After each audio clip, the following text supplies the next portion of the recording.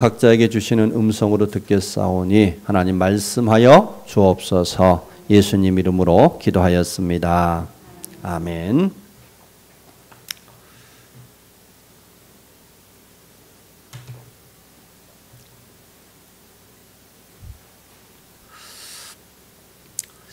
주신 말씀을 통해서 하나님의 위로라는 제목으로 하나님 말씀 함께 나누겠습니다. 우리나라 도시화율이 약 85%가 넘었다 이렇게 얘기하는데요. 이 말은 우리나라 전체 인구의 약 85% 이상은 도시에서 산다 이런 말이겠죠. 도시에서 사는 거 매우 익숙해졌는데 그 도시가 갖고 있는 특징에 대하여 생각하는 경우는 많지 않은 것 같습니다. 우리가 살고 있는 도시는 어떤 특징이 있을까요? 한번 좀 생각해 봤으면 합니다. 바울은 지금 2차 전도여행을 마무리하고 3차 전도여행을 시작하는 내용을 오늘 우리는 설교 말씀으로 읽었습니다. 저희 같으면 그래서 2차 전도여행 이렇게 끝났고 결과가 이랬고 3차는 이러이러한 계획이다 이런 말이 있을 법도 한데요. 그런 얘기는 전혀 언급되지 않습니다. 다만 바울은 계속해서 대도시 그 지역의 거점 도시를 이어서 방문합니다. 아덴을 방문했고요. 지금 고린도를 방문하고 있고 다음에 에베소를 방문하는데 이 도시들은 그 지역의 대부분 수도이고요. 정치 경제적으로 문화적으로 종교적으로 큰 영향을 끼치고 있던 그런 도시들이었습니다. 그 도시로 성령을 계속해서 인도하시고 계시는데요. 그렇기 때문에 현대 선교에서도 선교 전략 중에 관문 도시에 집중하게 합니다. 거점 도시를 집중하도록 하고 있습니다. 자, 하나님이 왜 바울을 계속해서 이 대도시로 인도하셨으며 또 현대 선교학에서는 거점 도시를 주목할까? 무엇 때문에 그렇게 할까 하는 것입니다. 가장 우리가 쉽게 이해할 수 있는 면 중에 하나는 도시가 갖고 있는 영향력 때문이겠죠. 도시가 바뀌면 그 도시를 중심으로 그 지역은 대부분 영향을 받지 않아요? 요즘은 전 세계가 영향을 받죠. 그러나 옛날에는 도시의 패션이 영향을 주다 보면 저 시골까지 내려갔죠. 그래서 도시가 바뀌면 전체가 바뀔 거라는 그 영향력과 효율성 때문에 도시에 집중한 면이 있을 겁니다. 그런데 그와 같은 효율성만으로 하나님은 일하시지 않는 분이기 때문에 또 다른 이유 뭐가 있을까 생각해 보면요. 여러분 도시는 모든 사람들한테 기회의 땅이죠. 그래서 많은 사람들이 그 기회를 기대하며 도시로 나와요. 그런데 여러분 도시 나오면 다 성공해요? 도시 왔다 해서 모두 다 기회를 잡아요? 아니죠. 그렇기 때문에 도시는 기회의 땅이지만 동시에 실패의 땅, 또 낙심의 땅이 되기도 쉽죠. 그래서 도시에 사는 사람들은 자기의 고향을 등지고 올라와 살다 보니 외로움도 있고요. 도시는 치열한 경쟁이 있다 보니 인간미가 떨어지다 보며 마음의 강팍함도 더해지기도 하고요.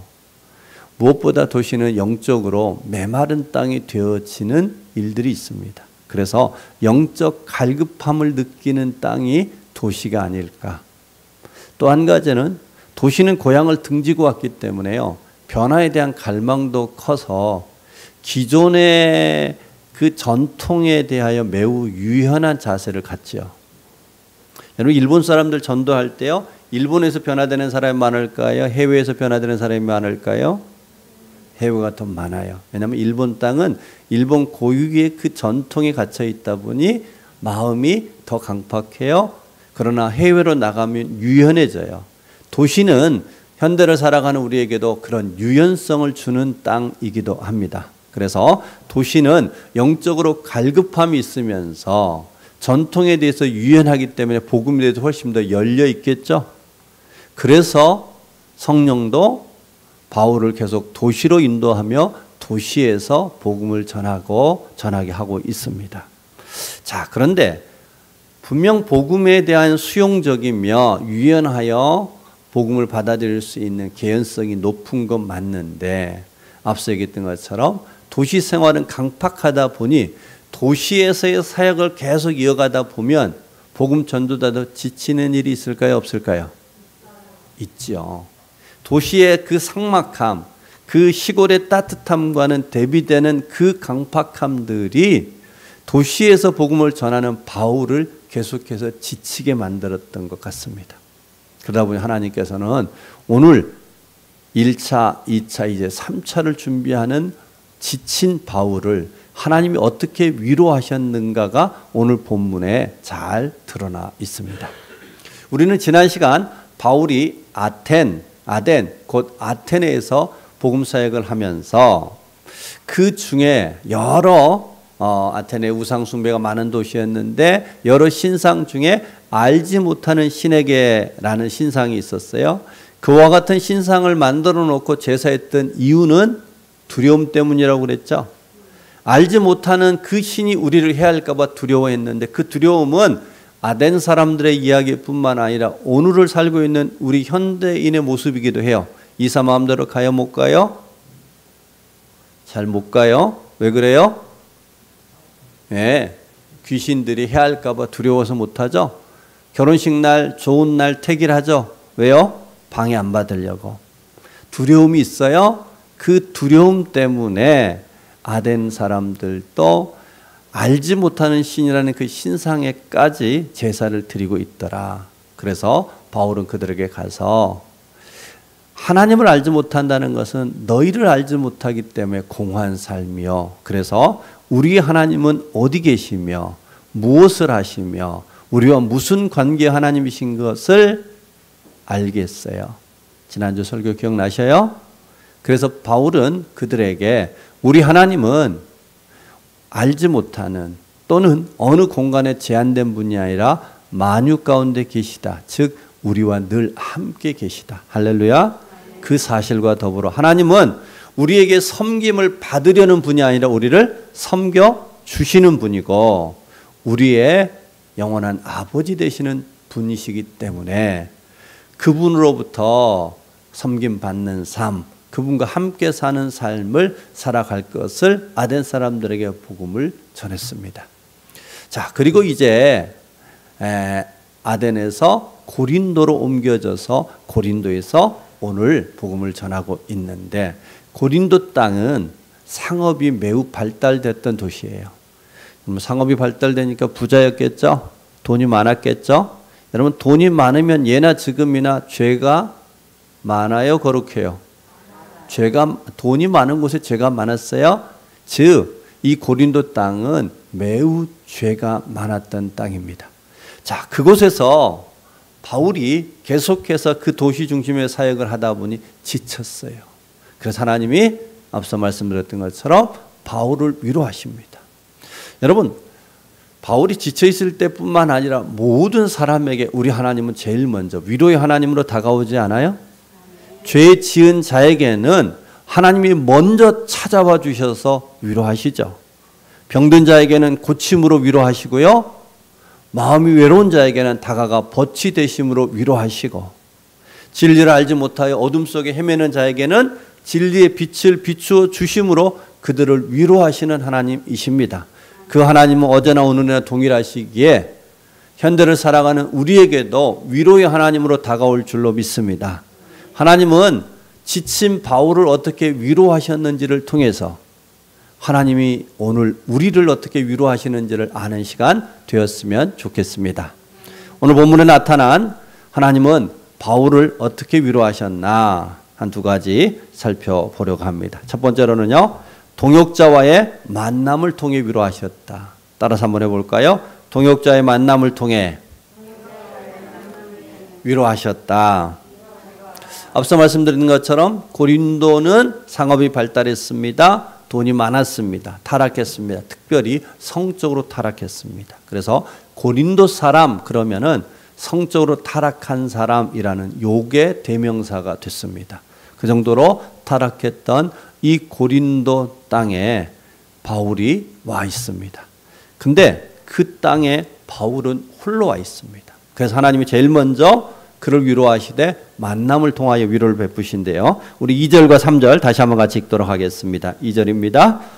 아굴라라 하는 본도에서 난 유대인 한 사람을 만나니 글라우디오가 모든 유대인을 명하여 로마에서 떠나라 한 거로 그가 그 아내 브리스길라와 함께 이달리아로부터 새로 온지라. 바울이 그들에게 감해 생업이 같으므로 함께 살며 일을 하니 그 생업은 천막을 만드는 것이더라. 아멘. 바울은 1차 전도여행 때는 바나바와 함께 했어요. 2차 전도여행 때는 실라와 함께 출발했다가 디모데를 만났고 누가와 함께 동역하여 4명이서 지금 함께 사역하고 있는데 고린도에는 홀로 왔습니다. 아무리 위대한 사도 바울이라 할지라도 홀로 있으면 위축되겠죠. 더 지치겠죠. 그런데 지금 이 고린도 땅에 바울이 홀로 있습니다. 그래서 하나님께서 제일 먼저 그에게 위로하셨는데 아굴라 부부를 만나게 하셨는데 그 아굴라 부부가 어떤 부부였느냐, 우리가 조금 전에 읽었던 본문에 보니까 아굴라는 로마에서 텐트 사업을 했던 사람인데요. 그 텐트 사업을 하고 있었는데 황제가 유대인들을 다 로마로부터 추방을 시켰대요. 왜 그랬냐? 로마에 약 한 2만 명 정도의 유대인이 있었는데 유대교 유대인과 기독교 유대인이 서로 충돌해서 로마를 혼란케 만들기에 그 기회에 시민권이 없는 유대인들은 다 로마로부터 떠나라 추방령이 내려졌고 아굴라 부부도 로마에서 쫓겨나와야 했습니다.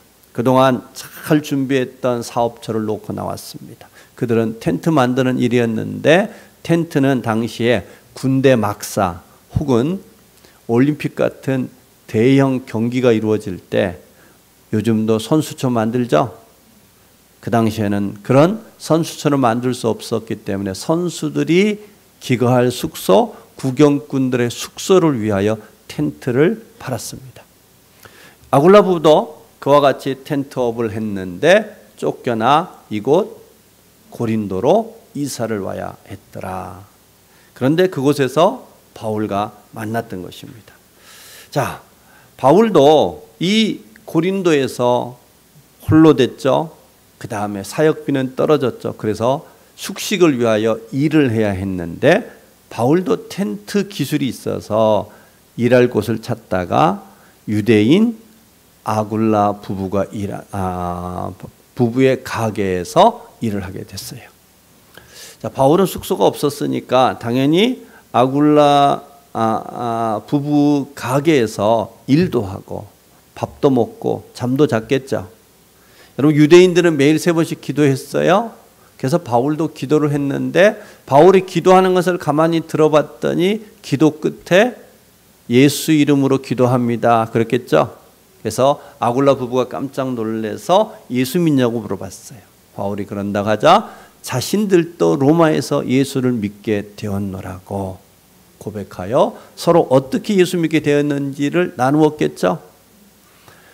바울이 나누어주는 이야기를 듣자 아굴라 부부는 얼마 안 돼요. 바울이 신앙의 놀라운 고수인 것을 알아봤을까요? 몰랐을까요? 알아봤죠.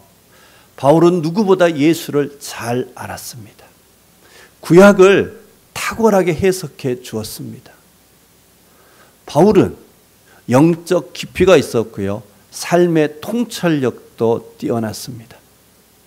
어떠한 어려움에도 굴하지 않는 의지가 있었고요. 말의 품격이 있었고 무엇보다 그와 같은 깊은 영성을 가지고 있으나 드러내지 않는 겸손을 구비한 사람이었습니다. 그러기에 아굴라 부부는 낮에는 함께 일하고 밤에는 바울로부터 가르침을 받습니다. 안식일 날에는 옆 회당에서 바울이 인도하는 예배에 참여하며 아굴라 부부도 은혜를 회복해 갑니다. 자, 아굴라 부부의 입장, 바울의 입장에서 이 만남을 다시 한번 생각해 보십시다. 자, 아굴라 부부는 본도 사람인데 어떤 이유로 로마에 가서 사업을 했습니다. 잘 뿌리 내렸던 사업장을 포기하고 고린도로 내려왔으니 막막했겠죠. 더욱이나 로마에 있을 때는 함께 신앙생활을 행하였던 같은 성도가 있었기에 믿음을 지켰는데 장작더미 흩어버리면 불 꺼지죠?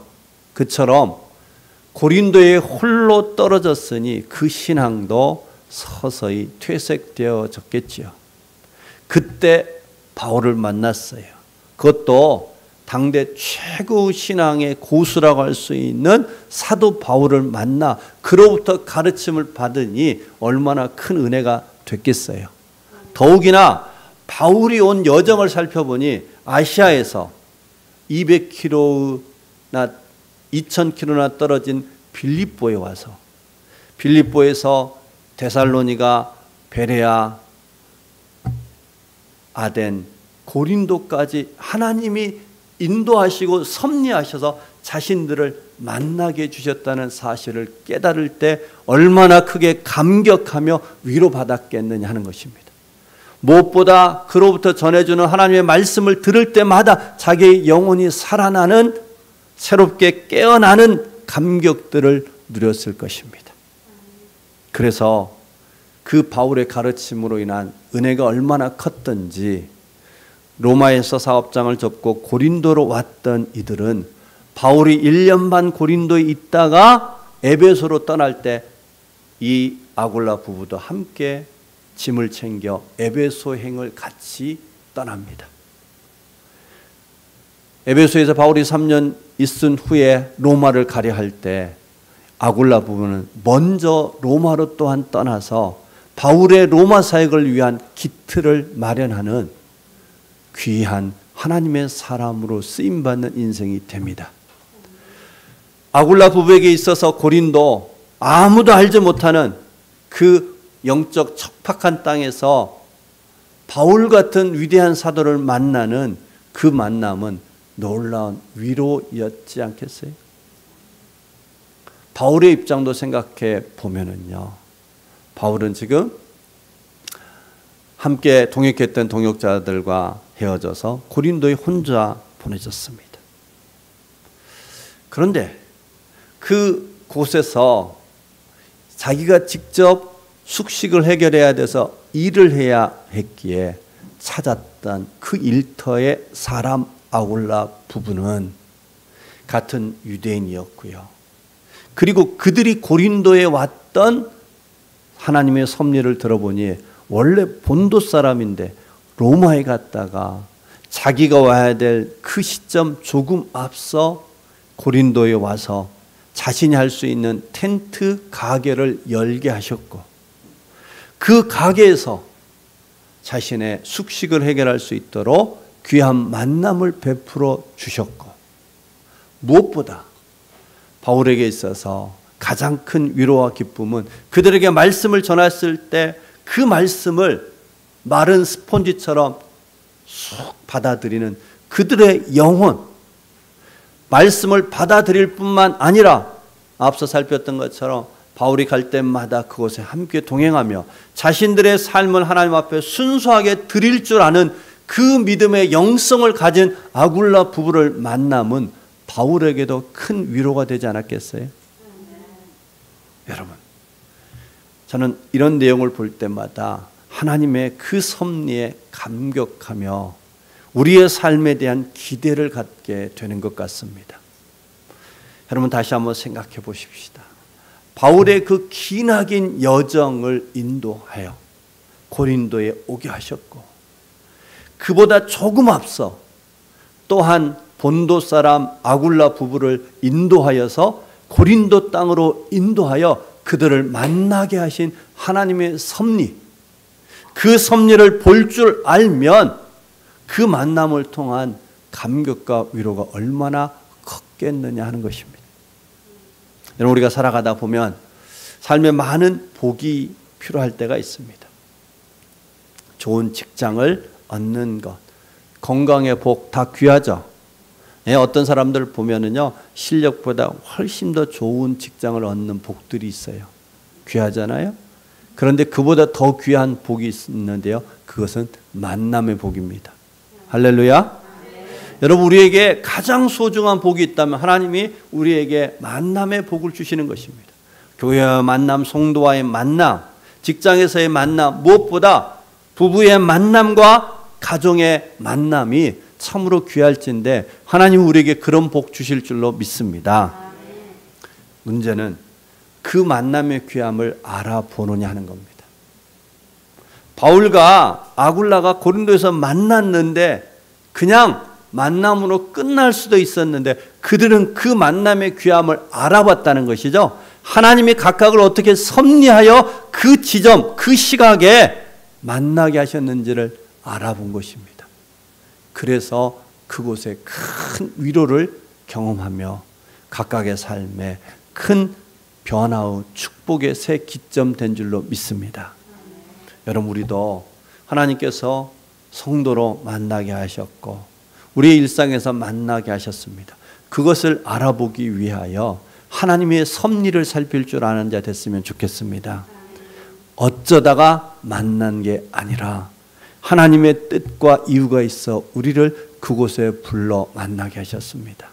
여러분 그런데요, 만남의 시간이 길어지면 익숙해지면 서로 편한 것도 있고 또 서로를 알기 위해 신뢰하는 마음도 있는데 서로 만남의 시간이 길어지잖아요. 익숙해지잖아요. 그러면 그 익숙함에 묻혀서 그 사람 속에 있는 하나님을 보는 눈들이 가려질 때가 있습니다. 오랜 만남이 오히려 그 사람만 보고 그 사람 뒤에 섭리하시는 하나님을 잃어버릴 수 있다, 이런 얘기입니다. 여러분 절대로 우리 한 만남이 결코 우연이 아님을 잊지 마십시다. 하나님이 각각의 삶들을 오랫동안 준비하여 가장 합당한 때에 우리를 만나게 하셨던 그 하나님을 볼 때에 우리의 만남은 놀라운 위로의 역사 될 줄로 믿습니다. 또한 만남을 통하여 하나님이 내게 베풀어 주신 은혜를 알게 만드는 감사를 깨우는 기회가 됩니다. 여러분 누군가를 만나서 내가 가르칠 수 있다는 것은 내가 안다는 뜻이죠. 내가 누군가를 도울 수 있다는 것은, 나눌 수 있다는 것은 내가 이미 받았다는 뜻이겠죠. 내가 누군가를 위하여 참고 기다릴 수 있다는 것은 내 안에 그보다 더 넓은 마음을 갖도록 하나님이 일하여 주셨다는 뜻이겠죠. 그 영혼을 사랑하는 마음이 있다면, 그 사람에 대한 기대함이 있다면 나는 하나님이 일하실 것을 볼 줄 아는 영적인 눈이 있다는 뜻입니다. 여러분 그러기에 우리의 만남 속에서 서로 안에 계시는 하나님을 볼 수 있다면 놀라운 위로와 함께 내게 주신 은혜에 대하여 감사할 수 있는 우리 모두 될 줄로 믿습니다. 그래서 우리 모두 다 귀한 만남들 속에 있는 하나님의 섭리를 놓치지 마십시다. 하나님이 어떻게 인도해 오셨는지, 그 만남을 통하여 하나님이 나에게 어떤 은혜를 베풀어 주셨는지를 다시 한번 깨닫는 만남 될 때에 우리의 모든 만남은 하나님의 큰 축복이요 위로될 줄로 믿습니다. 옆 사람 한번 보실까요? 네, 서로 귀한 만남 속에서 하나님의 위로의 만남, 위로의 관계 다 되실 수 있기를 주의 이름으로 축복합니다. 자, 하나님은 고린도에서 이 바울을, 지치고 고난 바울을 어떻게 위로하셨을까 하나 더 살펴보겠습니다. 두 번째로는 앞서 행하시는 소망을 통해 위로하셨다 하는 것입니다. 고린도에 지금 사역하고 있는 바울, 이전까지는 유대인 중심이었어요. 회당을 중심으로 했어요. 그런데 우리가 읽었던 5절 후반에 보니까 바울은 고린도에서 유대인 중심에서 이방인 중심으로 옮겨져요. 회당 중심에서 개인 집으로 옮겨지는 변화가 있습니다. 자, 익숙했던 유대인, 자기에게 익숙한 회당에서의 사역이 바울에게 편했을 거예요. 하나님이 새 부대를 주신 것 감사한데요. 그러다 보니 바울이 또다시 이방인만을 대하는 일에 지침이 있었던 것 같습니다. 그래서 하나님이 두 번째로 그를 다시 위로하는데 어떻게 위로했느냐? 9절에서 11절 우리 같이 한번 읽겠습니다. 같이 읽습니다. 시작.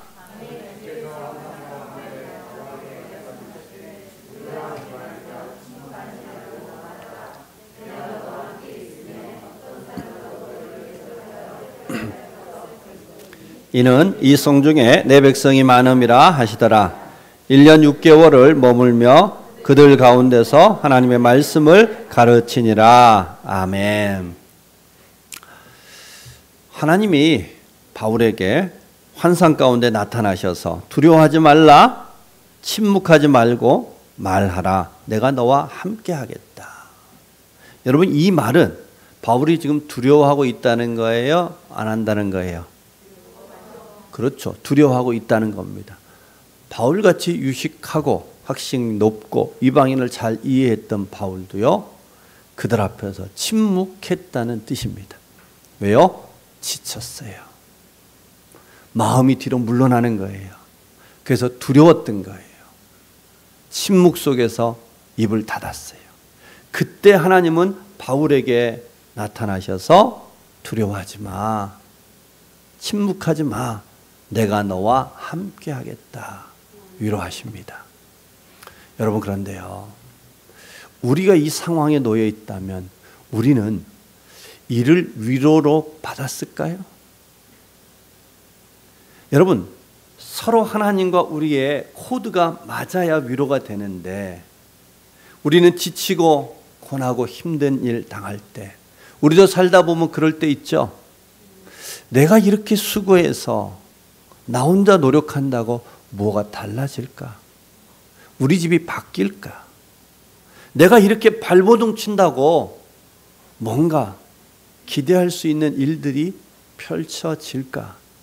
이런 마음이 들면 지칩니다. 마음이 뒤로 물러납니다. 성실하게 붙들었던 거 놓고 싶을 때가 옵니다. 여러분, 그럴 때 우리는 흔히 어떤 위로를 받냐면요, 사람이 바뀌기를 바라고요, 환경이 바뀌기를 바라는 사람으로부터의 위로, 환경으로부터의 위로를 찾을 때가 많잖아요.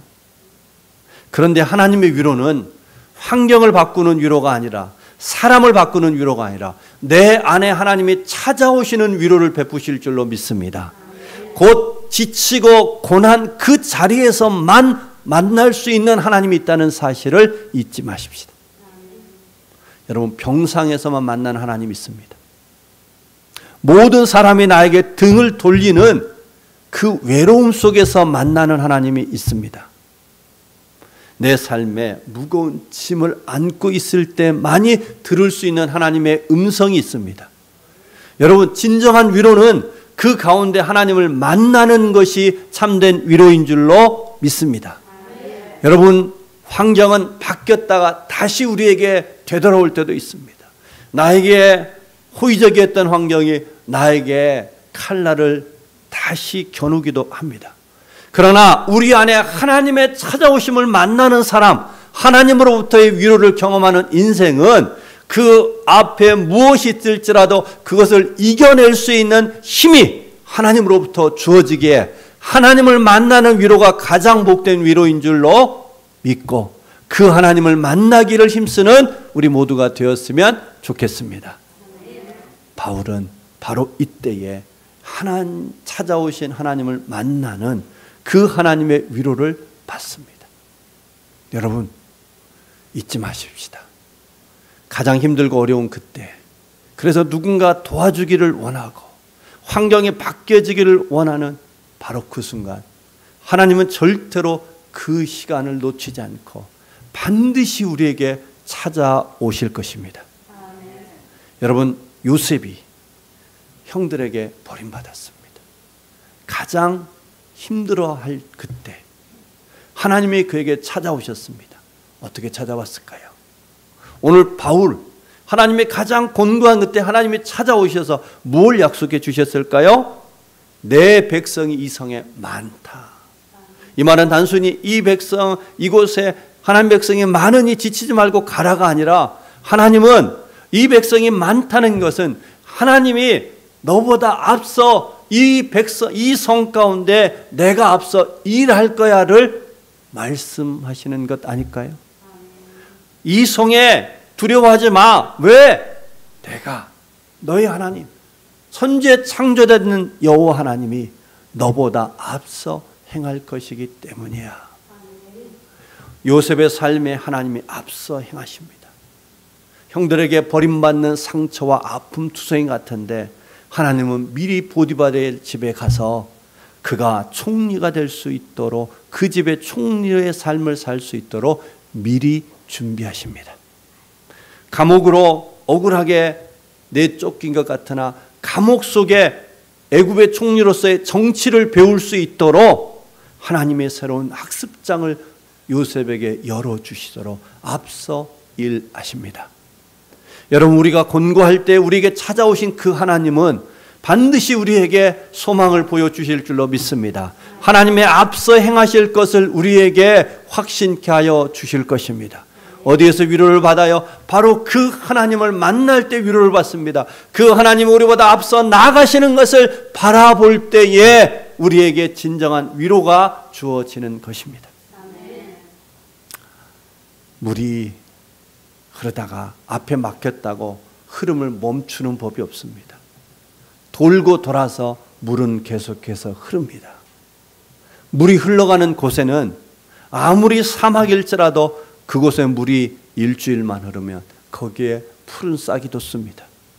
초목이 자랍니다. 새들이 깃들을 수 있는 생명의 땅으로 바뀌어집니다. 여러분, 우리가 잊지 말아야 될 것은 하나님이 우리보다 앞서 가시잖아요. 물이 돌아 반드시 길을 찾아 흘러가는 것처럼 하나님은 우리보다 앞서 가시면 그 땅이 생명의 땅 될 줄로 믿습니다. 하나님이 앞서 가시면 그 땅은 위로의 땅이 될 줄로 믿습니다. 하나님이 앞서 가시면 그 땅은 풍성한 결실의 땅이 될 줄로 믿습니다. 여러분, 바로 거기로부터 우리 모두가 참된 위로를 받았으면 좋겠습니다. 가장 곤고한 그 자리로 찾아오신 하나님, 그 하나님을 만나는 일에 힘씁시다. 지금 내 앞에 상황이 사람이 어떠하든 간에 그 하나님을 깊이 만나십시다. 그 하나님의 앞서 가심을 따라가 보십시다. 그러면 반드시 바뀝니다. 오늘 본문에 바울이 팍팍한 고린도 땅에 지쳐 있다겠습니다. 여러분, 바울만이 아니에요. 하나님이 애굽에서 인도했던 이스라엘 사람들, 광야길을 갈 때 가나안 땅 보였을까요? 사울 왕에게 쫓기던 어린 다윗에게 왕자가 보였을까요? 고린도 땅 팍팍한 땅에 교회가 사울 눈에 바울 눈에 보였겠냐는 것입니다.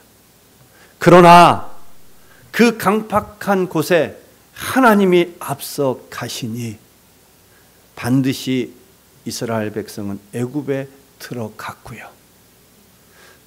광야의 길 하나님이 앞서 가셨기에 다윗은 왕이 됐고요.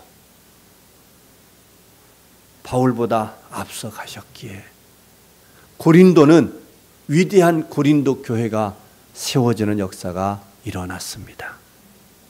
동일하게 하나님이 앞서 가시면 우리의 삶에도 참된 위로의 역사가 나타날 줄로 믿습니다. 우리 그 하나님을 주목해 보십시다. 여러분, 우리 하나님께서 우리를 그와 같은 소망으로 인도하십니다. 종종 우리는 이런 마음 갖습니다. 그런데 하나님, 소망이 아니라 축복 한가운데로 인도해 줬으면 더 좋겠습니다. 이런 마음 들어야 안 들어요? 그런데 여러분, 기업 총수들을 보면은 1세대 사람이 더 영광스러워요? 2세대, 3세대가 영광스러워요? 그죠. 1세대들은요, 단순히 그 기업 총수가 아니라 그 기업을 세우는 과정에서 만나는 얼마나 놀라운 기쁨과 감격이 있었겠어요. 우리는 다 바람이 총수 1세대 되고 싶어요? 2세대 되고 싶어요? 네, 다 2세대 되고 싶은 거예요. 그냥 그 지점에 탁 들어가고 싶은 거예요. 그 결과에 탁 앉고 싶은 거예요. 그런데 우리 하나님은요, 아니요. 내가 앞서 갈 테니 그 소망을 향하여 나와 함께 가보자. 너의 가정이 변화되는 그 소망에 나와 함께 가보자. 너의 선 그 땅이 바뀌어지는 그 소망을 향하여 나와 함께 가보자. 그리하여 기업 1세대 총수와 같은 더 많은, 더 부유한 그 영광과 승리의 감격을 맛보는 자 되보자. 우리를 소망으로 인도하시는 하나님이심을 알고 지치고 넘어지는 그 자리에서 하나님을 만나는, 그 하나님으로부터 위로받는 우리 모두가 되셨으면 좋겠습니다. 하나님은 지친 바울에게 아굴라를 부부를 만나게 하셨습니다. 오늘 우리의 삶 속에 귀한 만남이 하나님의 위로의 축복인 줄로 믿습니다. 그 이끄심과 만남의 섭리를 놓쳐버리기에 우리는 메마른 만남을 갖지만 그 이면에 하나님이 섭리하셨던 것을 보는 사람, 그 만남이 위로의 만남이요 소망의 만남 될 것입니다. 가장 지치고 어려운 바로 그 순간이야말로 놓을 자리가 아니라, 포기할 때가 아니라 하나님을 찾을 때라는 것을 알고 그 하나님, 찾아오신 하나님을 만나며 그 하나님이 앞서 행하시며 우리에게 위로하시며 소망의 길로 함께 갈 수 있도록 우리를 붙들어 주실 줄로 믿습니다. 그 하나님 붙들고 우리 다시 힘을 내서 그 소망의 길로 나아가는 우리 모두 되셨으면 좋겠습니다. 기도하십시다. 이 시간 혹 여러분 마음에 지침이 있습니까? 계속 혹시 놓고 싶은 것 있었습니까? 혼자 발버둥 쳐도 아무런 변화 없는 것 같아서 나도 놓아버리려고, 포기하려고, 외면하려고 했던 거 있습니까? 우리 하나님의 위로를 구하십시다. 하나님, 내가 지쳤습니다. 힘듭니다. 그러나 하나님 다시 한번 내게 만남의 위로를 주시옵소서. 나를 찾아오신 그 하나님을 보게 하여 주옵소서. 나는 상황만을 놓고 있었는데 정작 하나님을 잃어버렸나이다. 하나님 앞에 시선을 돌리며 그 하나님을 만남으로 말미암는 위로를 경험하게 하여 주셔서 다시 그 소망까지 나아갈 수 있도록 도와주시옵소서. 우리 하나님께 같이 한번 기도하시겠습니다. 할렐루야. 자비하신 아버지 하나님, 우리 성도들도 살아가다 보니 또 이 도심 한복판에 있다 보니 너무나 지치고 너무나 우리의 삶에 그 상처들이 깊어지다 보니